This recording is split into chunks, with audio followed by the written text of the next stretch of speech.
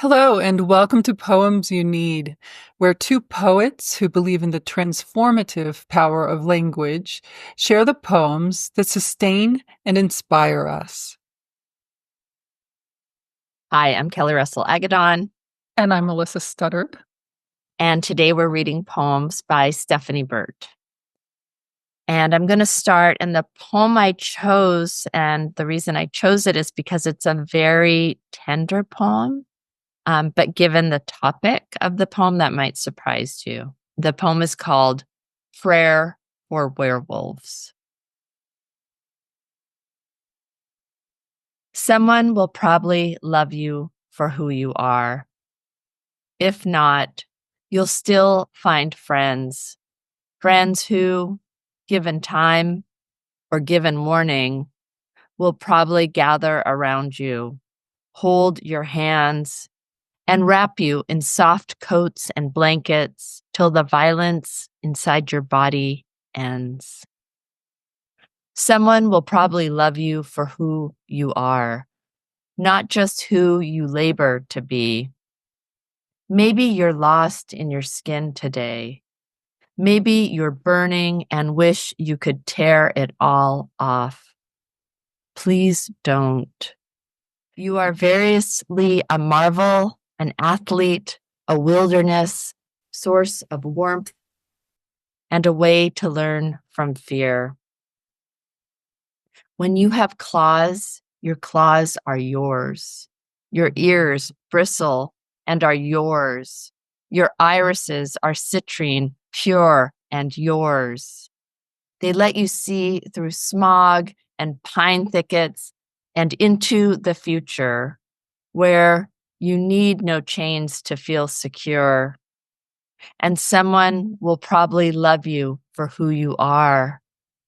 Then you will know each other's scents and nuzzle or lope together.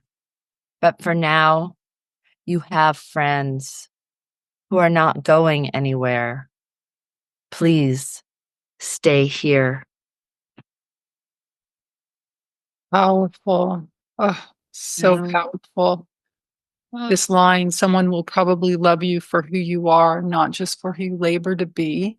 I feel like this is what almost everybody wants. We feel like there are parts of ourselves that shouldn't be seen or known or, but just the idea that somebody is not going to love you for all those things that you pretend to be, but just who you really essentially are. Also, there's this like temporariness where the speaker so wants us to know, um, that we're going to be okay. And to like reassure the werewolf, please don't. Maybe you're burning and wish you could tear it all off. Please don't. Kind of that temporariness of feelings that it hurts so bad or you feel so bad, but you're going to be okay. It just had such a, she just did a beautiful job of like touching the soul with this one for me. Well, I'm sure for many. Truly. And this choice to do it in second person, that's part of what feels like such a reaching out. And it feels like such a generous act to say, reader, whoever you are, who's hearing this poem, know that this is you and that people care about you. And I like the way the stanzas are quite large in the beginning and they spread across the page and then they start breaking down and getting smaller towards the end to where finally each word just carries so much weight to where when we get to this word please, which is stuck just at the very end of a line, please. And then the next line is only two words, stay here. That all has so much impact because of the way that she has divided the lines up and also the fact of how she has created this sort of pattern of the longer lines and stanzas and then broken it here. Suddenly it punches.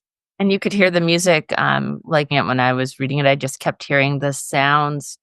But I wanted to say something to you mentioning like second person, which I think is such an interesting thing, is that for me, sometimes when I'm writing a second person you poem, I'm almost writing that poem to myself for what I need. I feel like that's a really good writing prompt for anyone, out there that wants to try it is what do you need right now? And write to that you, almost like writing your poem, a poem to yourself.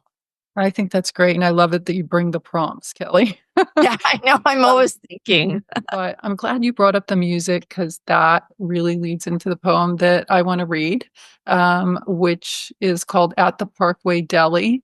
And just listen to the the the language in here. It's delectable.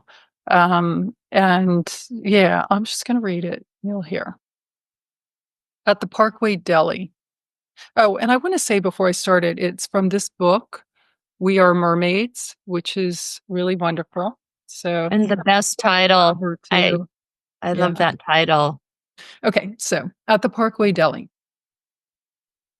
you can know what you need before you know why. For example, 10-year-old me who leans on the empty, cold salad bar cart along the cold wall of the crowded dining room at the best Jewish deli, supposedly, though they're not kosher, south of Manhattan. I'm waiting for noon when the cart becomes the world famous pick your own pickle bar. World famous meaning I wouldn't stop telling my dad how much I liked it. Green, sour tomatoes that pop whenever you cut or bite into them, intricate as a satellite inside. Sauerkraut in three colors, like some nation's flag left outdoors in a storm and shredded, maroon, not quite white, and pale emerald green. Half sours and dills sliced lengthwise like canoes, curled at their tips like canoes. Banana peppers, the shape of your tongue if you stick out your tongue, that also burn your tongue. Jade discs with peppercorns, sugary like tart candy, yet not dessert, and good for you. How many years till I found out why trans girls and women crave salt?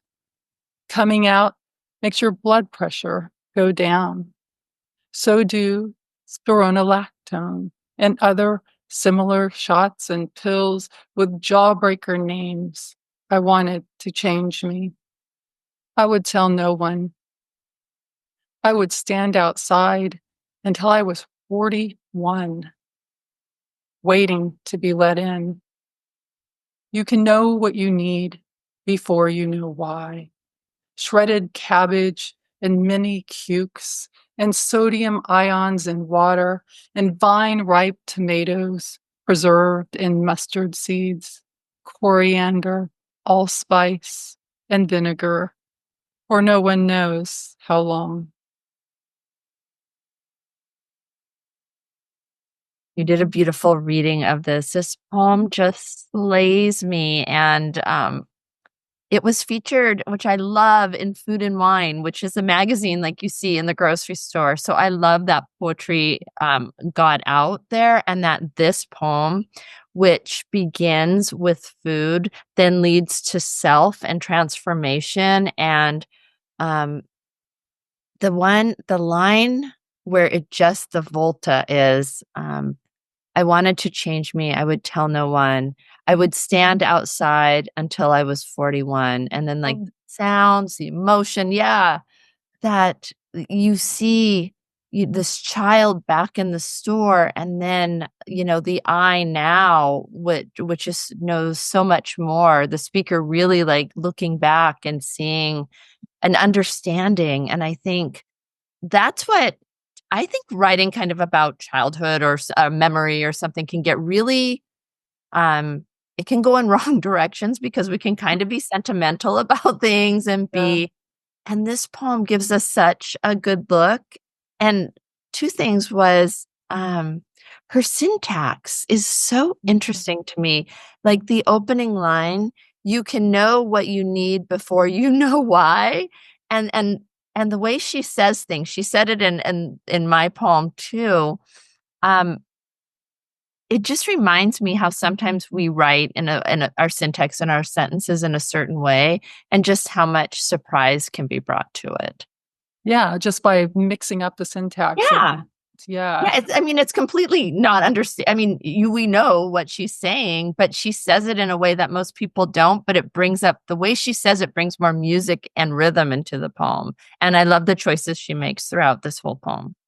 Yeah, and I like, what you said about it. Like, to me, what you were saying um, about it not being sentimental and the choices that she makes with the sounds go hand in hand. And in a way, I was kind of thinking that a lot of poems about when we're younger and about certain things have a tendency to be, like, sweet and saccharine, but this is, like, savory, you know? It's It is salt. savory. It's Yeah. pickles, it's spices, it's its own thing, and it's so unique, and, I just the sounds, I mean, just things like cold salad bar cart along the cold wall, or, like, not quite white and pale emerald green, just the sounds are amazing.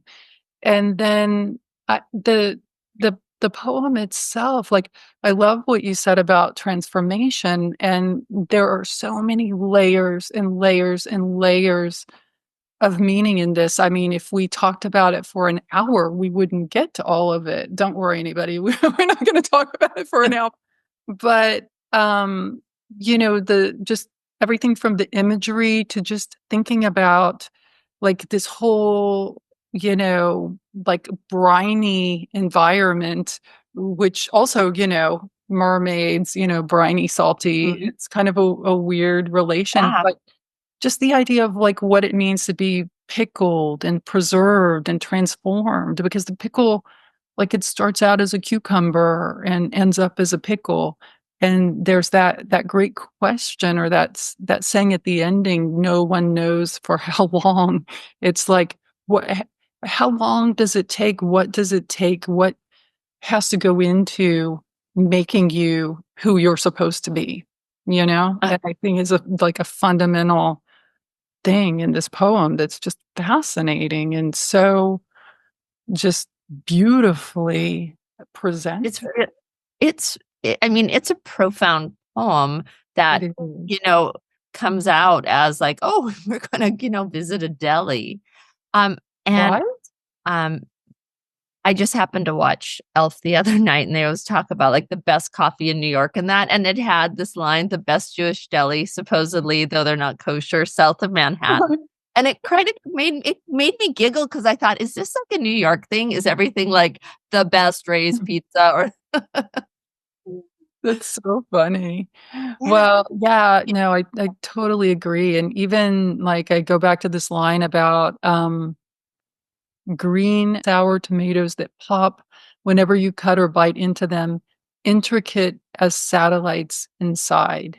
I Mm. mean, I was just like, out in the margin, I wrote, "Like people," because it's just it's such an incredible metaphor. I mean, we're intricate as satellites inside, and I remember reading, something else that Steph wrote, and I don't think it was actually a poem. I think it was a like a book review or an essay or a piece of literary criticism, and she basically said something along the lines of, we're all like, all humans are kind of like the TARDIS, if you know Doctor Who, which is like a phone booth, but then it's, inside it's like bigger than a house. And that's kind of like what she said people are, is like, we're like the TARDIS, where we're like a phone booth, this small thing on the outside, but inside we're so expansive. And I just feel that completely all throughout this poem. And the deli metaphor, like, you go into a deli and there's all these different things, and, it's the same kind of thing. Yeah, absolutely. So many choices about, where will they lead you? How will that define your taste? Who will you become? Oh. I like the taste pun you got in there too. Yeah, I love her work, and I'm really glad we got to share these. And I'm so glad this was in Food and Wine. I love it when poetry steps out of its little box and goes into the world and does big things. Yeah, I couldn't agree more. Yeah. Thank you for celebrating poetry with us today. Information about the poet and works featured can be found on the episode page. And if you enjoyed today's readings, please press the like button and subscribe so not to miss another poem. You can also share the episode with a friend, and we hope you do. Until next time, we wish you beauty, inspiration, and very meaningful days. May you always have the poems you need.